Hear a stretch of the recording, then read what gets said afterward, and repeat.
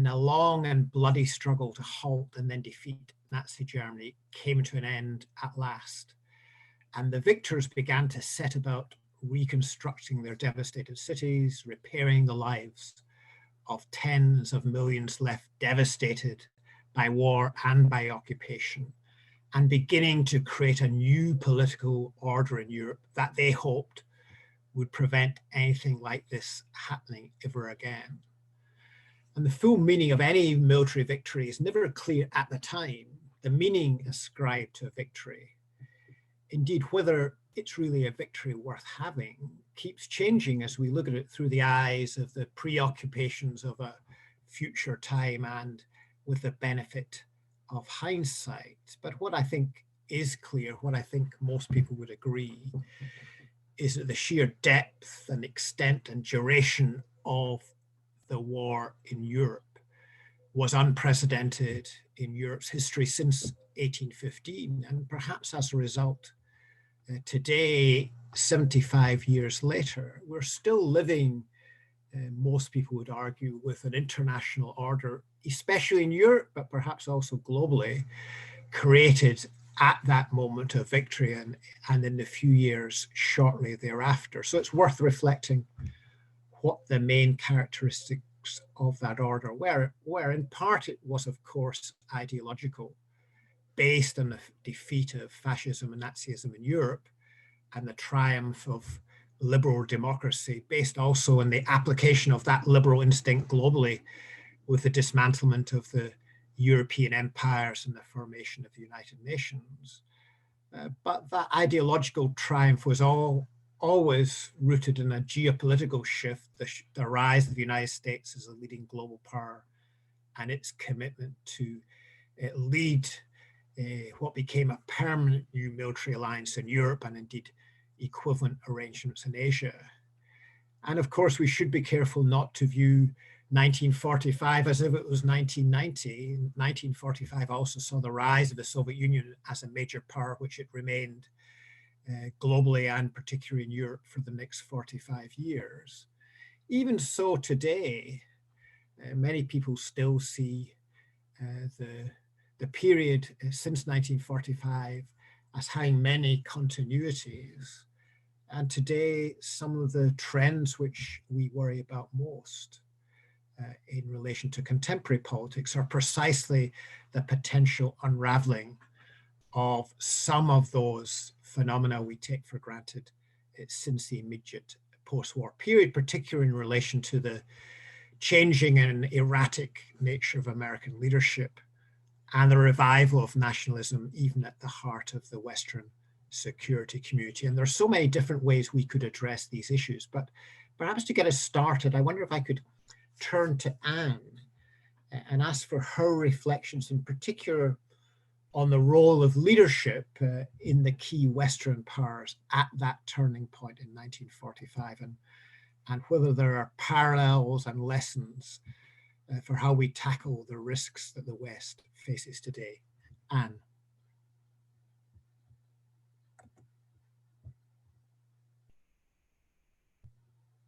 Anne, over to you. You need to unmute. Sorry, first of all, thank you very much for inviting me to be here with you virtually or spiritually, if not in person. It's always an honor to speak at RUSI, even in these peculiar circumstances. You know, when I think about history, I always try and think about it as it looked to the actors at the time in order to better understand what the situation looked like then, as opposed to, you know, what we look back on and how we understand. Because, you know, we had the advantage of knowing what happened next and knowing how things played out, which, of course, you know, in May of 1945, none of the leaders of Britain or the United States or the Soviet Union had any idea what was coming next. And it's really, you know, from today's perspective, what really impresses me now is the incredible bravery and the insight that the leaders of what was going to become the West had at that moment.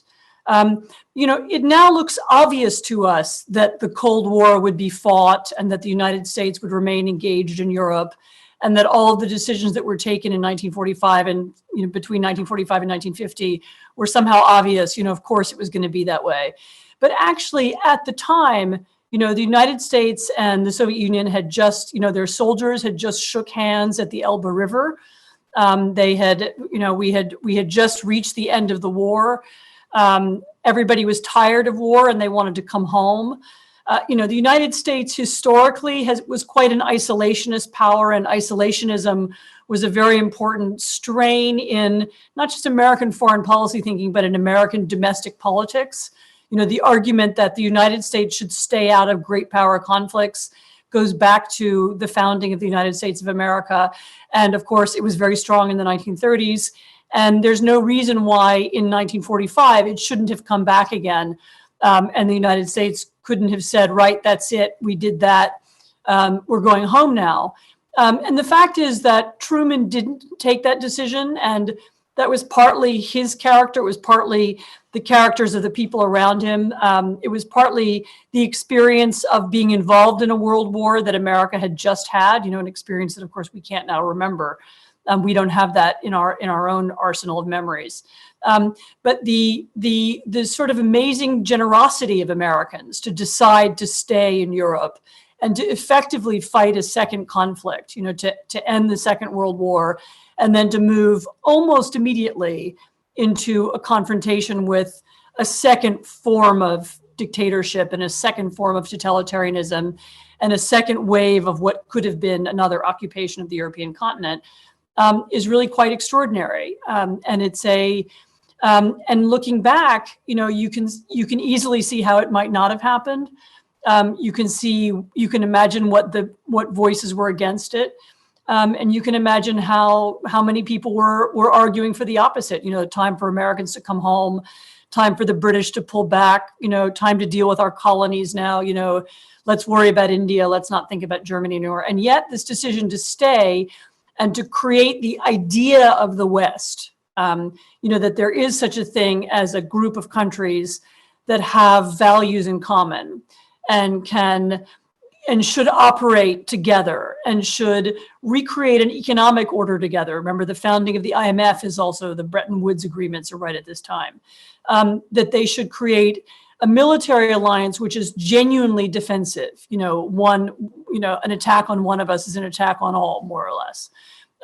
These were big and really brave decisions, and it was that group of decisions that I think, when you spoke, Malcolm, of how that period continues to shape the present, it's really that decision to create the West and to begin to think of a values-based alliance, which was not something that, there you can find previous historical examples, but none that was that big or that long-lasting or that involves so many concrete agreements and so on.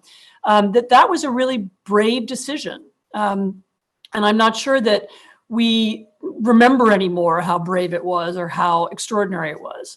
But the creation of an alliance that was based on values, that was about protecting, not just geographically, but also a set of ideas, and then relying on those ideas to push back against the Soviet Union. I mean, this was a major achievement of the post-war generation, and it's what we should continue to be grateful for it.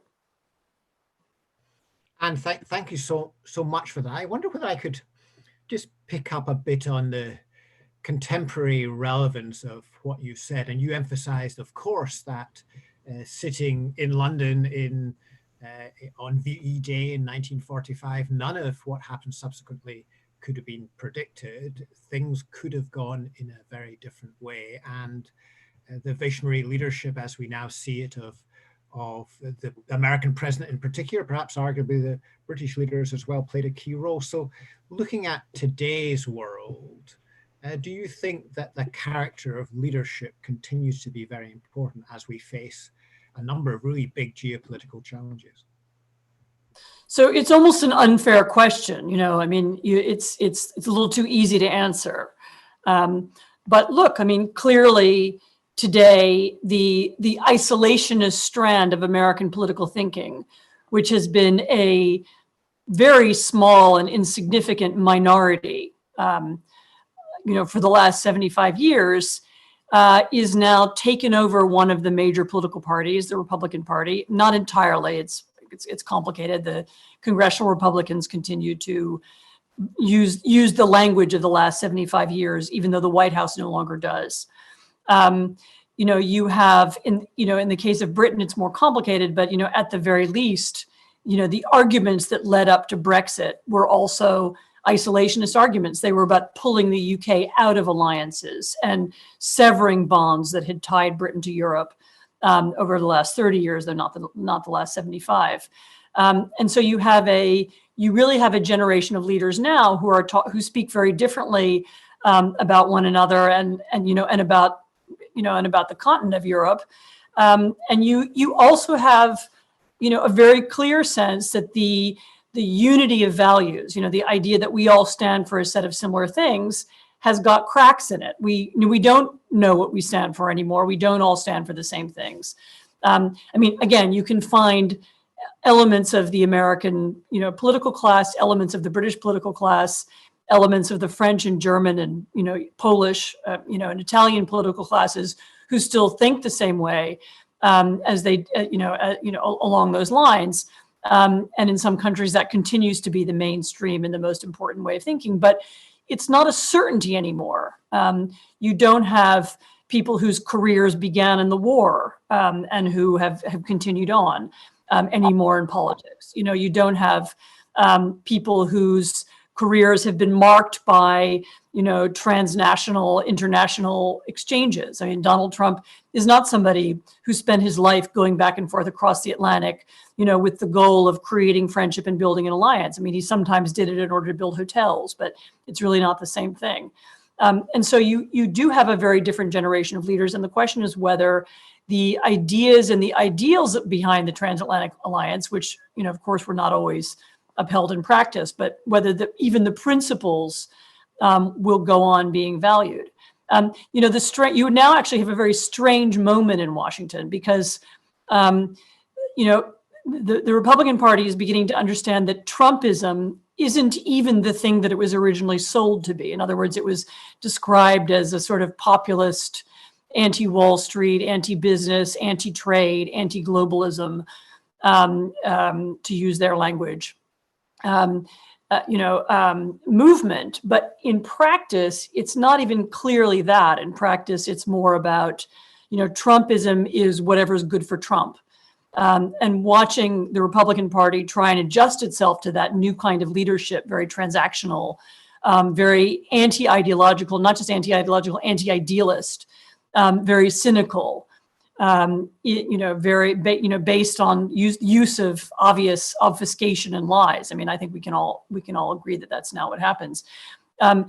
Watching them get used to that and trying to adjust to that has been very strange. And as I say, there's still parts of the Republican Party and parts of the Democratic Party that would like to go back to what we had before. Whether that's going to be possible, it's not easy to say. Very interesting indeed. Professor Freedman, what reflections have you got on those themes? And in particular, is it false science to compare the world we are in today with 1945? Are there lessons we can draw? Well, there's always lessons to be drawn, and some might argue that the world we may be in post-pandemic may be a better parallel, when we will have just been through some pretty exhausting and terrible times with battered economy and political leadership trying to find itself. Maybe that will also be a time to see how new institutions could be created. Can I let me just start by not so disagreeing with Anne, but just qualifying slightly, I think, on what happened in 1945. And I don't disagree, and you could add on the British side, just as in America, you had Truman, you had Attlee, who was, like Truman had followed Roosevelt, Attlee was following Churchill, and both of them were seen as small men fitting rather large shoes at the time. But what you'd had is a period really since Yalta, the December 1944, where you'd begun a process of gradual realization that a lot of the hopes that were being invested in the ideas of the new United Nations, in the possibilities of international cooperation, were not possibly going to be met by our Soviet allies. It wasn't, I mean, nobody embraced this with enthusiasm, or some did maybe because they were always anti-Bolsheviks, but a lot of people hoped that a post-war world would be more peaceful, would have more international cooperation. And then you see throughout the first months of 1945, and then especially in the liberated areas of Europe, where British and American officers and officials were dealing with their Soviet counterparts, this realization that the Soviets were going to be difficult, that they were going to impose their will on the liberated areas, that they weren't going to allow the Poles, where all this started, to be as free as the Poles wanted. It was going to be a Soviet system. And then even as you move in after 1945, with George Kennan and his long telegram warning from Moscow about how bad this was going to be, it's really got a clash of the British and Americans both understanding that if you're going to revive Europe, if you've got any chance of economic revival, then Germany, West Germany, possibly East Germany, but certainly the West, has to be revived to start with. You can't do it if this large country, bang in the middle, stays impoverished. Once you do that, and once the Soviets object even to that, the siege of Berlin and so on, there's a logic in it which the Soviets push. If they played a different game, if they'd sort of Finlandized Europe, Eastern Europe, if they'd allowed everybody to carry on with their own system, but said, you know, look, we're the big power in the district, you better respect our interests and needs, it would have been different, but they didn't.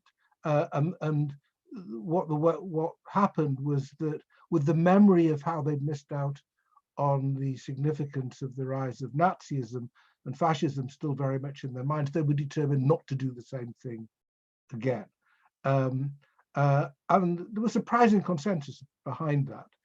Now, Anne also spoke, I think, correctly about the isolationist strain. And I think, you know, one of the things you have to remember with both the United States and the United Kingdom is, to some extent, the direct engagement in European affairs was a bit of an unnatural act. The UK always saw itself as sort of playing a balance of power game, but it didn't see itself a European power in the same way that France or Germany, or in the olden days Austria, or for that matter Russia, would have seen themselves as a European power. Even when what became the European Union was being formed, the British line that they were with Europe but not of it. You know, we didn't start off this period imagining ourselves to be part of the European Union. We got drawn into that because of its own logic. And what I think, so when we get to the present day, I think we're talking about potentially two different things. One, as Anne has eloquently put it, a real problem in Western leadership, and in particular the United States. I mean, whether this is a temporary aberration, we shall see, but it certainly caused difficulties for all of America's allies, both in Asia and in Europe, and is a distressing thing to watch. But you also have this question, which I think it also underlines Brexit, to some extent what's happening in the States, which is a sense that, you know, we did our bit, that we're basically offshore, we're maritime, we have global interests, why are we taking a special responsibility for this part of the world?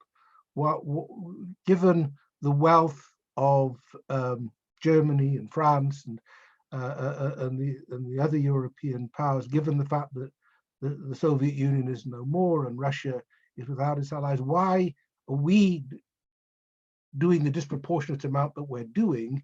Shouldn't they be doing more of it themselves? That's obviously quite a strong line that Trump has taken right from the start. I don't think the British quite take that view, but there's you have to make a better case than before as to why these two powers who are not in the center of Europe should take particular responsibility for the center of Europe.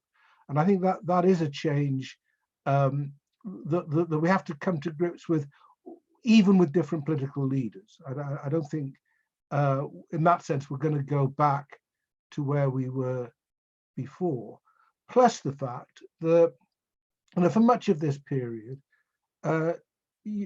what happened transatlantically shaped what happened everywhere.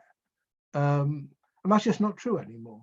What happens in Asia shapes what happens in Europe now, in some ways. We're no longer so much in control of events as and shaping events as we were before. And it's hard to get used to. I think a generation that expects everybody to come and talk to Washington and then London and Berlin and Paris and so on before they talk to anybody else. It's hard to get used to the fact that Beijing and Tokyo and others are in the conversation quite early. So I think that's also an important part of the difference.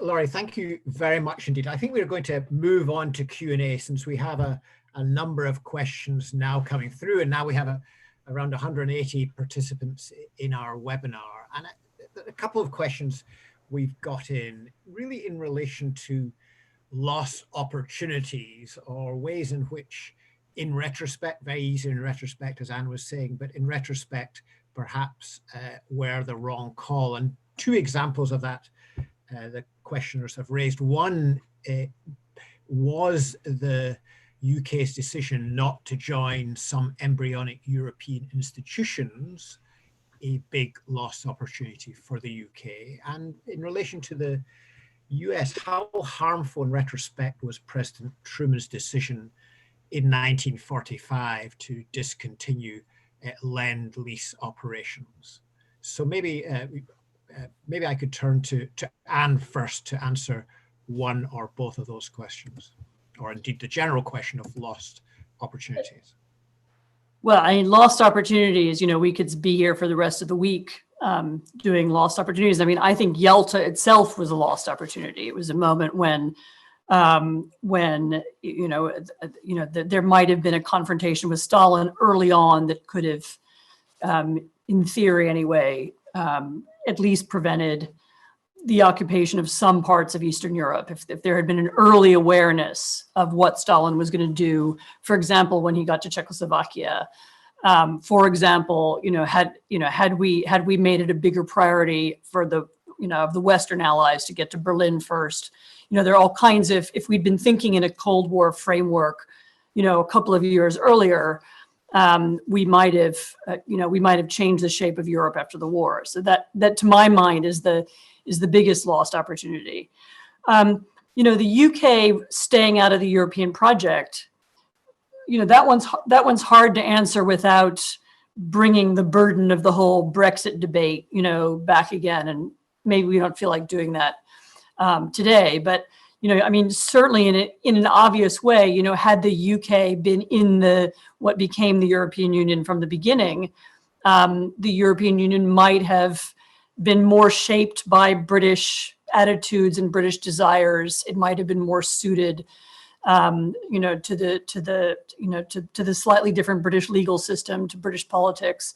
I mean, ironically, by the time Britain left, in other words, by last year, the EU was very much a British project. I mean, the single market was Britain's big contribution to the European Union. That was the thing Mrs. Thatcher pushed for. That was what generation of British diplomats pushed for, the whole idea that we would, that we would have common regulation everywhere and there would be frictionless trade. These were British ideas, really. And the irony is that it was precisely those ideas and precisely the need to have common regulations and so on that that eventually caused a backlash in the UK itself. But, in all kinds of ways, it became a much more kind of liberal capitalist project than many on the European continent had wanted it to be, thanks to the British contribution. It became a much more economically focused project than many wanted it to be, rather than being about values or protectionism, which a lot of continental Europeans want. So the UK did have a lot of impact on it, and you can't help but wonder, had the UK been it from the very beginning, had there been British ownership of it, that this is our project and not a thing that we joined late, whether there wouldn't have been, whether the whole thing might not have been structured and look different. I mean, it's hard.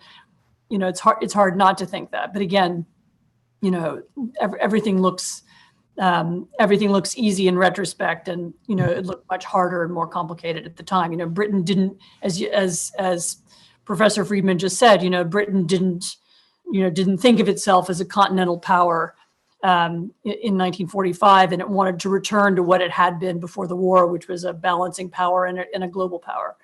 And so, being part of the nascent EU wasn't on the cards. I'll stop there and let Laurie answer the next question. Yes, please, Laurie, over to you. Can I come in? I mean, it's an interesting question on the EU. It is purely counterfactual because we've only got one history to work with. One part of that history is what happened in 1954, when under British and American encouragement, there'd been a move to get a European defence community in which the French and the Germans and others would have integrated their armed forces. And that fell apart on French resistance to the idea. And Britain put together one of Eden's great achievements with the Western European Union, a way of helping Germany rearm in a way that was not too alarming to those countries, its neighbours, which it had recently occupied. So Britain had played quite a constructive role at that point. My suspicion is if Britain had got involved at that point, I wonder whether the European Union would ever have become what it did become, even by the time Britain did join. Whether de Gaulle, for example, would have felt comfortable with something that yet another institution with Anglo-Saxon influence, which possibly wouldn't have been as tightly, wouldn't have done as much for French farmers, for example. I mean, I think it's quite hard. This is one of the problems with counterfactual history, is you change one bit of history, but not the rest. But actually, a lot of the history would have changed, I think, in those circumstances. The other question was about the ending Lend-Lease. I mean, again, it's worth reflecting. I mean, the other thing that happened after the war was that the wartime cooperation on atomic energy was ended by the United States. Our indebtedness, British indebtedness, was increased, and in some ways, what's striking is the extent to which the British try to put it all together again and keep on working despite these slights, despite the American attitudes to empire, which in a sense were wholly legitimate, but they didn't always ease transatlantic relations, despite Suez in 56. The British kept on banging away at this because the lesson that Churchill had learned in 1940 was that whatever you were trying to do, you couldn't do it without the United States. And so we had to put up with a junior partner position and being slighted in a variety of ways in order to hang in there so we could exercise what influence we could and work with the Americans on sort of the first of a series of sort of great common projects that lasted through the Cold War and indeed a bit beyond.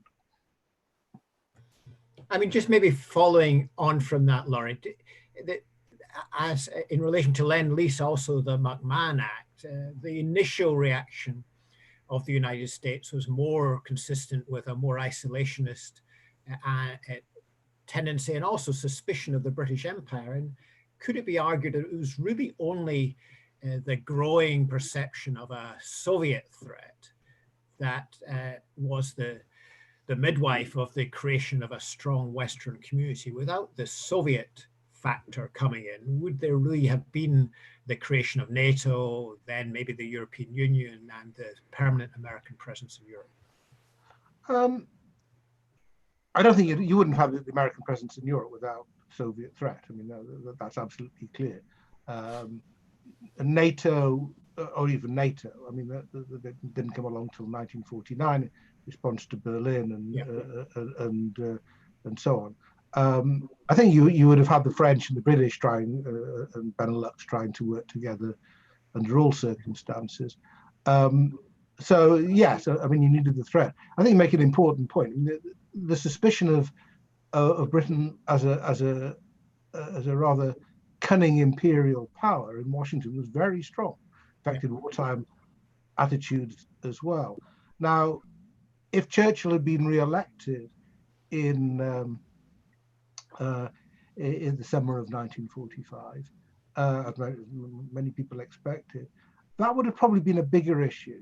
I mean, Churchill himself was obviously a big hero to many in the States as well as here, but he was an imperialist. Attlee wasn't in the same way. I mean, they were already thinking about what you do about India and so on.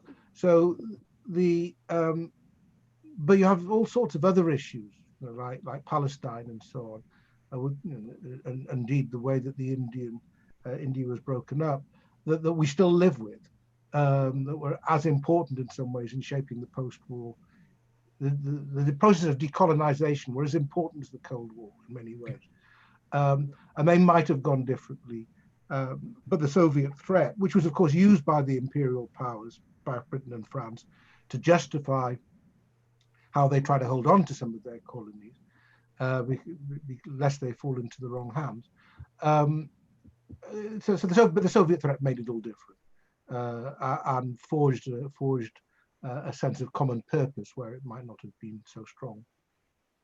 Look, if I can just add something, Laurie's also right to point out that this idea we have, that the US and the UK were always together and walking in,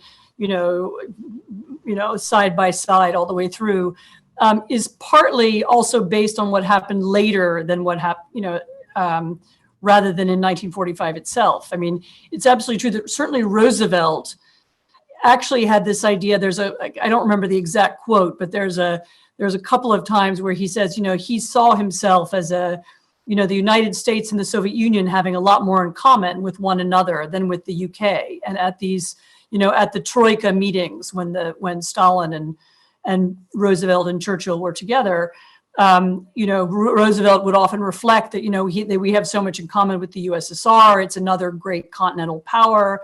We're going to rule. And Britain was a sort of odd man out. And it was really a later phenomenon, later into the Cold War, the idea of the special relationship, and that, that there was that the UK had a special role to play, and, in as a link between the US and Europe and so on. All those are kind of 1950s, 1960s, 1970s ideas, rather than ideas from the 1940s. Very, very good indeed. Perhaps I could ask a follow-on question, which a number of our participants have been raising in different regards, in terms of the relationship between the European focus, which we've been talking about, and broader global events. And Laurie hinted at this, talked about this in relation to the differences between the UK and the US about colonialism.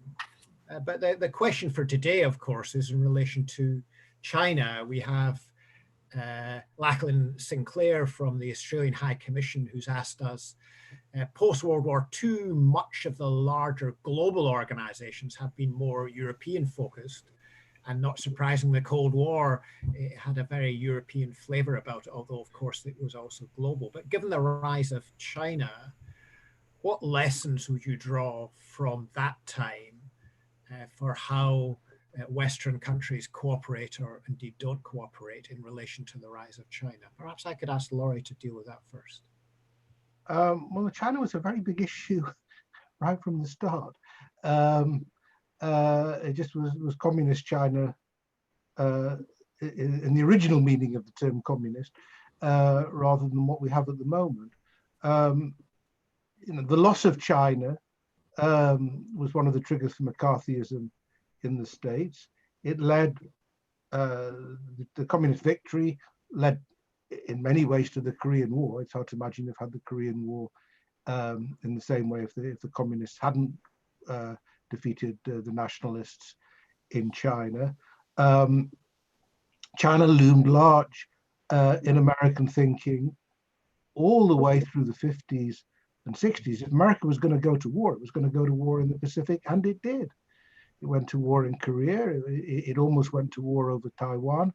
It went to war in Vietnam. And if anything, it was the Europeans who wondered, well, whether the Americans had got a bit too distracted by all of this. It was just a different sort of China issue. It wasn't China as a strong economic power. It was China as a very militant part of the communist bloc, and then, of course, as an opponent of the Soviet Union. All the possibilities of détente and Kissinger's diplomacy to get the US out of Vietnam, a lot of it revolved on the fact that the two communist giants had fallen out with each other. So there's nothing new about that perspective. What's new is that China is become an economic powerhouse. I mean, that's independent. Totally, can almost ignore what goes on in Russia. I mean, can patronize the Russians, and that's what's different. I mean, that is an enormous change. But the fact that there was always a place for China on the Security Council. It happened to be occupied by the nationalists for a while, but China was always one of the big five. In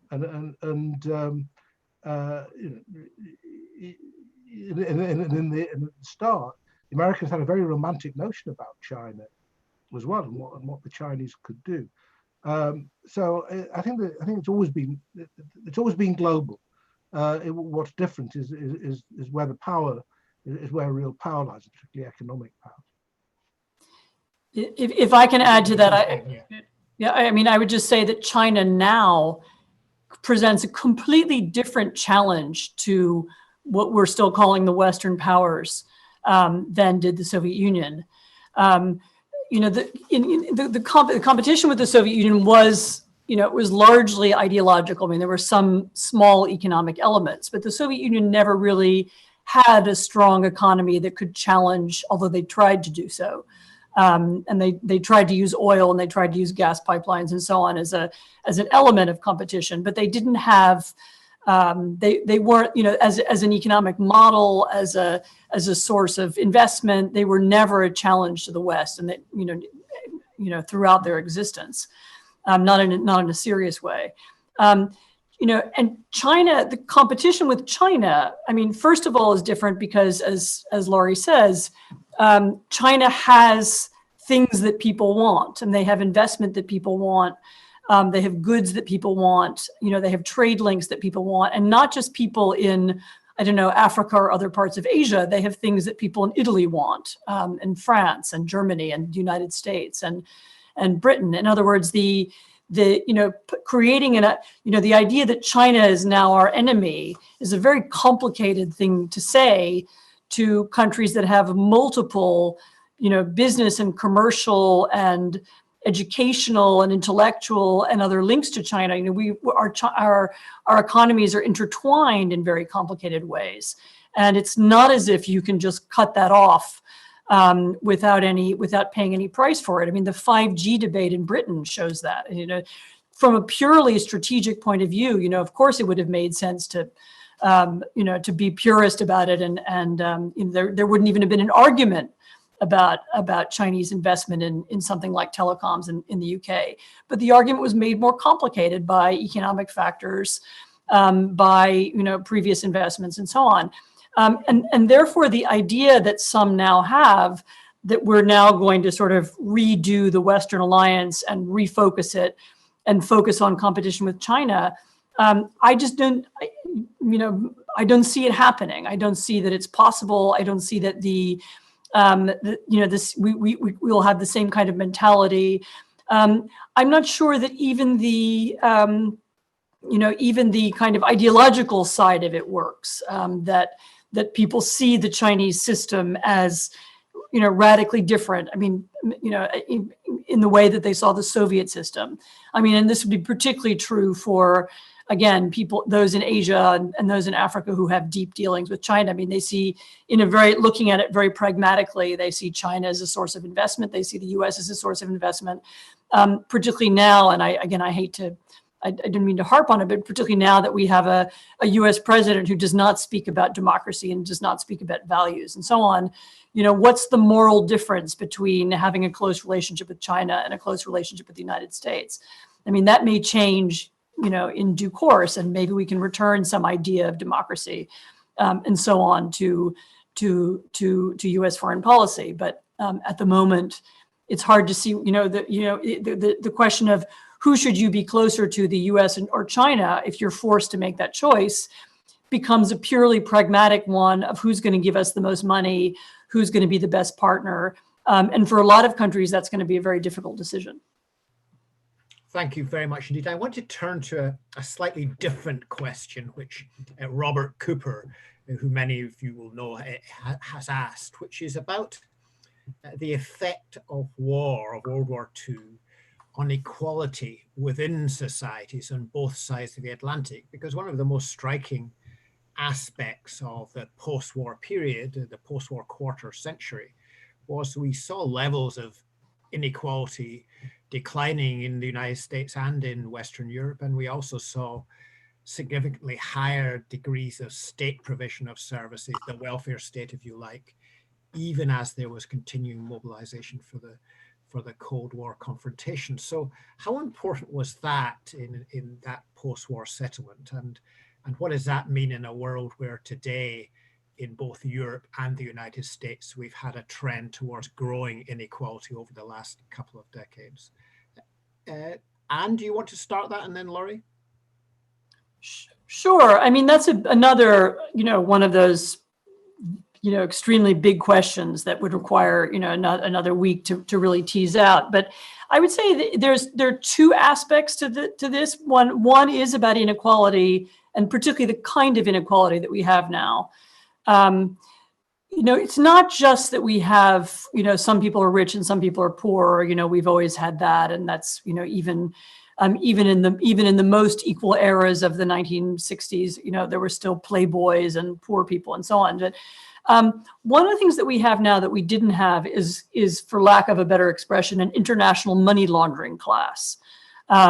We have a class of people who come from, in some cases, the West, and some cases from Russia or Kazakhstan or China, who no longer feel tied to the countries of origin, and who have moved their money out of the reach of national governments, and who sometimes use the money, sometimes it's just for personal reasons, sometimes they use it for investment. Increasingly, we see that they also use it for political purposes. They then seek to use offshore money to influence politics in various ways, either in their countries or in other countries. And this is what, Russian money being used to influence politics all over the world is. It's one of the side effects, but it's not just Russian money. You can point to Americans or British oligarchs who do much of the same. And that seems to me to have the influence that those kinds of people have on politics and on political leaders and on elections has made it much more difficult, at the very least, to create a sense of national solidarity, let alone a sense of Western solidarity. And has also made it literally difficult for states to operate and to be able to do all the things that people expect them to do. I mean, we don't have the tax base that we should have when something like 10% of the world's wealth is being kept offshore.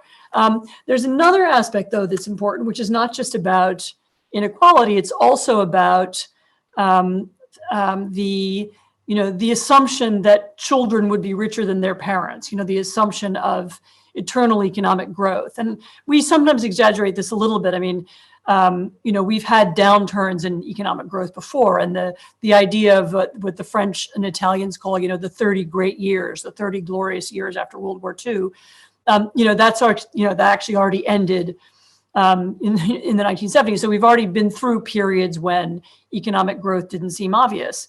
But now we're living in a period when not only does it feel like our younger generations won't be as rich as their parents, it also feels like there's no guarantee that Western countries will go on being the richest countries in the world. And that, although you wouldn't think it would matter, I think it does shape the way people see and feel about the world.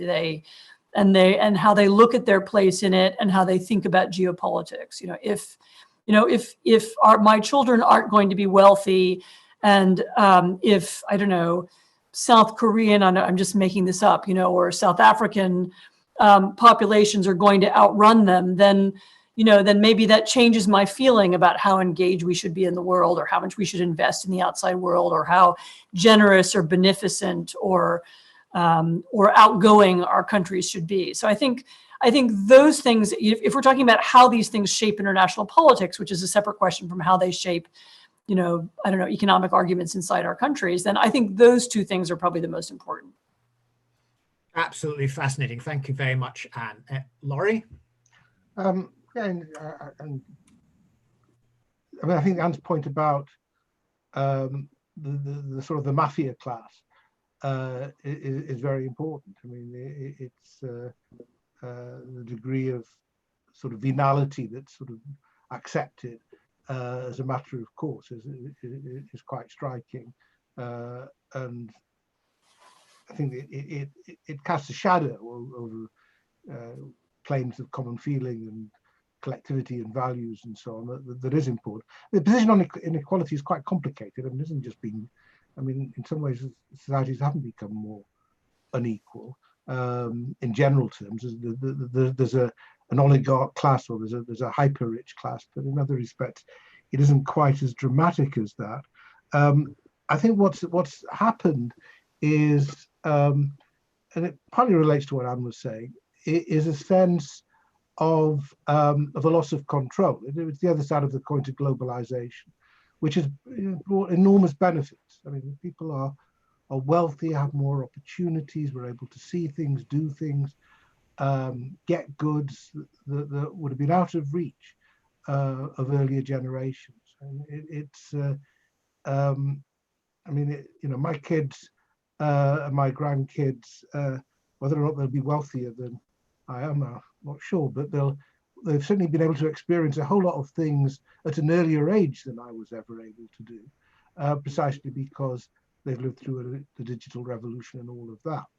However, with the other side of the coin to all of that is a sense of, and goodness knows we're going through it at the moment, of things going on in one part of the world that you don't properly understand, that hit you hard, possibly, in many cases, just you and your factory or your community, and about which nothing much can be done because the decisions aren't being made in your locality or even London or Edinburgh. They're being made in Brussels, or they're being made in New York or in Beijing or wherever, but they're not being made by you.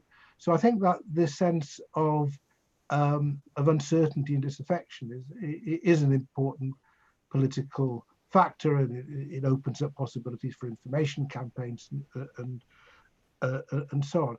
And some of we have to address what's going on at the moment, because we're about to enter a horrendous economic period when inequalities of opportunity and so on will just sheer loss of wealth, sheer desperation in some cases is going to become an important political factor, possibly even feeds back into the China question.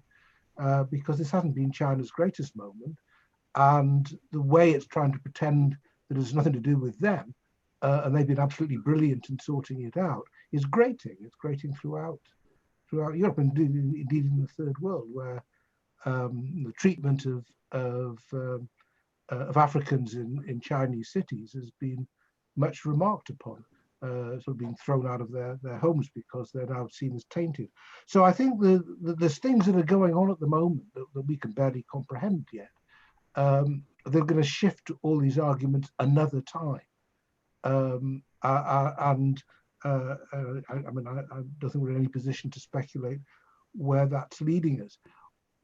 And you can also argue not only that we learned, and the fact that we're having this seminar this way is one example of the changes that are happening, but also a sense of the role of the state, the importance of the state.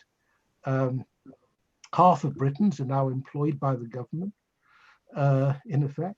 I mean, these are big changes, and whether that sort of collective resilience and solidarity and so on can become part of the new order, maybe just a bit too much wishful thinking, but it is going to change things.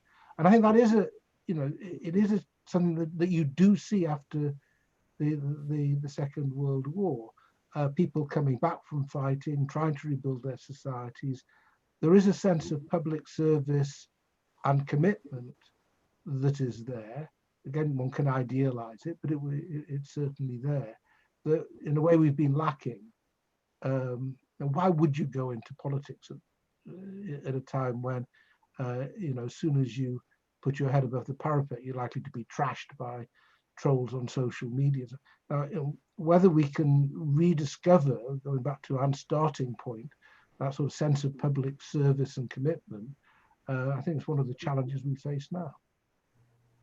Laurie, thank you so much for that. We have time for just one more question, I'm afraid, so apologies to those who I've been unable to bring in.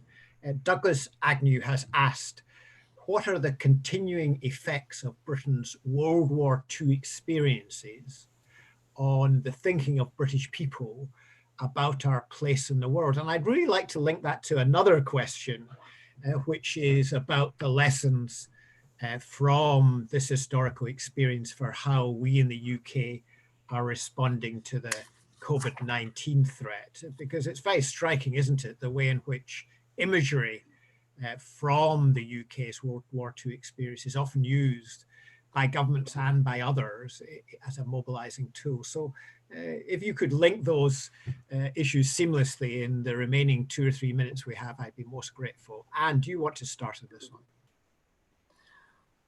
I mean, I'm afraid that one has to start talking about this, the UK exceptionalism, the way the war story is told in Britain.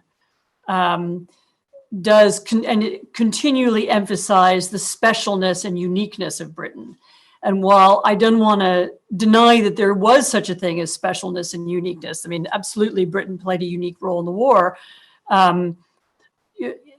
Sometimes that sense of uniqueness has been misleading, and sometimes it convinces British politicians that they are exceptions in other ways too. And I mean, it's very early to say this, and I want to be very careful, and in how I what language I use. But I mean, I am afraid that at least at the beginning of this crisis, there was a sense in Westminster in London that we're exceptional. We're not Italy.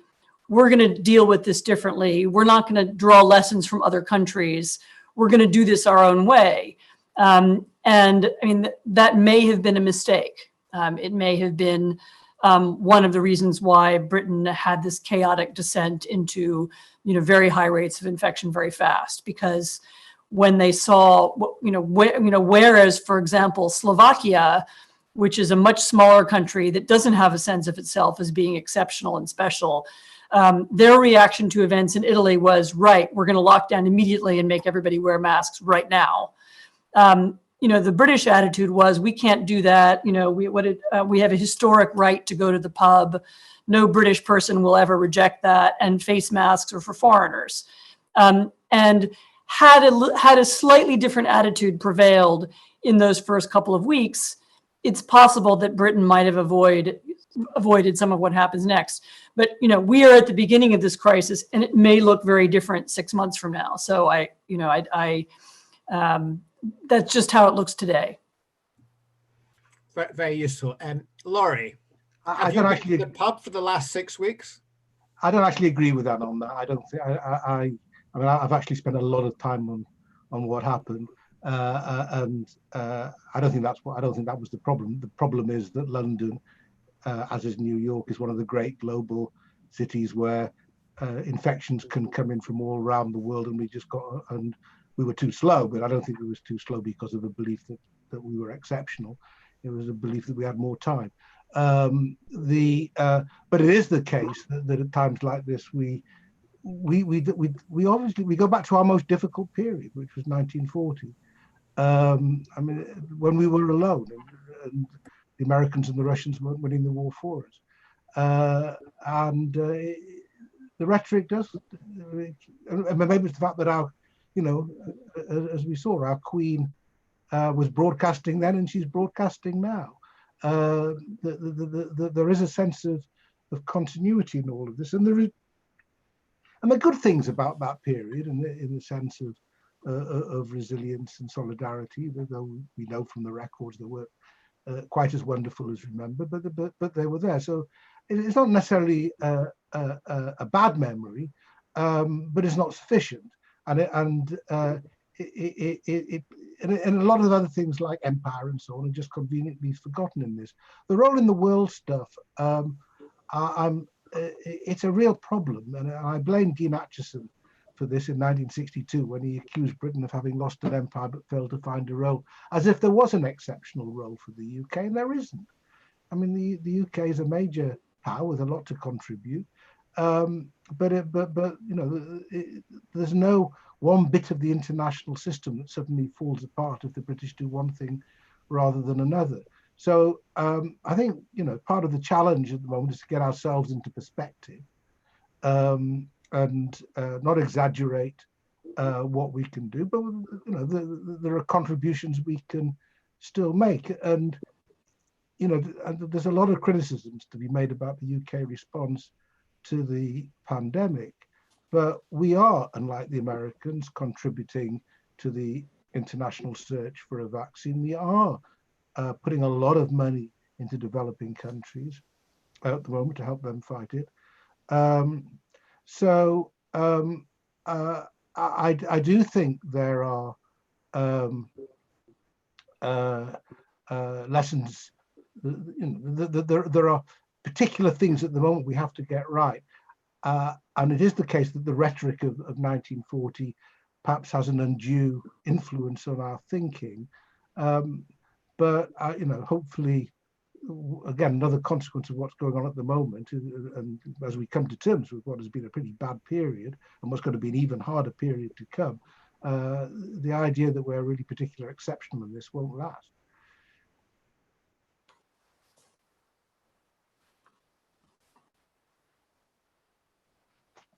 You're muted. Yes. Laurie, Anne, thank you both so much for those contributions.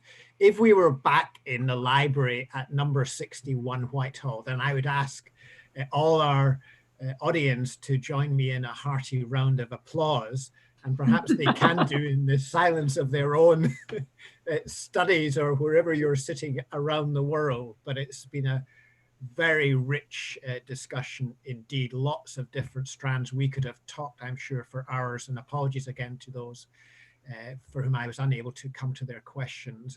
Anne, Laurie, thank you very much for that, and it provided a lot of food for thought. Thank you. So it's goodbye for me. Thanks. Good night. Good night. Bye. Bye.